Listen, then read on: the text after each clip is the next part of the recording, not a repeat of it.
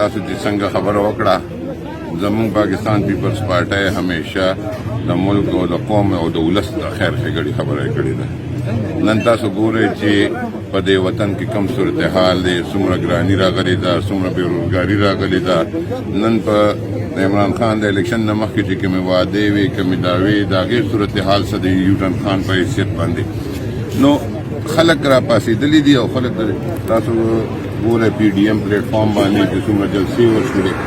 د حکومت خلاف یو د اعتماد اظهار دی. خلک د حکومت مایوسه دي ځکه د خلکو نظر د پی ډي ایم پارټو ته او بالخصوص پاکستان پیپلز پارټي طرف ته دی. نن هم زمونږ چې کوم شمولیت دی ډېر درانه مشران، ډېر عزتمند کورنۍ پاکستان پیپلز پارټي کې شاملېږي. زمونږ نن هلته به ځو، د هغو سره به هغه اجنډه به خېږو او انشاءالله ان قریب په 11 جنوري باندې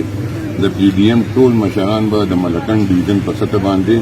د عوامو د حقوقو دپاره، د عوامو د خیر ښېګړې دپاره به یو ریلی جوړو، احتجاجي ریلی به وباسي او د عوامو نه به دا زمونږ درخواست وي چې په دې ریلی کې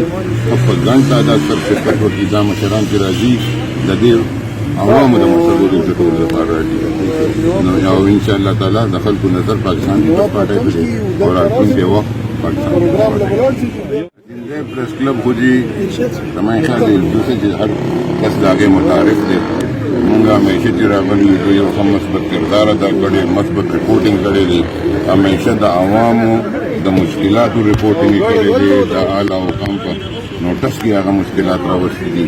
او د ټول سیاسي پارټو سره همیشه یې سپورټ کړی دی او مونږ ته هم دا تمه بیا هم لرو چې انشاءالله تعالی دوبه د هغه شانتي د خلکو انشاءالله که next time دی راغلی پریس کلب ته دوی اوس نه د دې پریس کلب په نوم د پریس کلب دی هغې څخه دوی راځي انشاءالله او د دې پریس کلب ته مخکې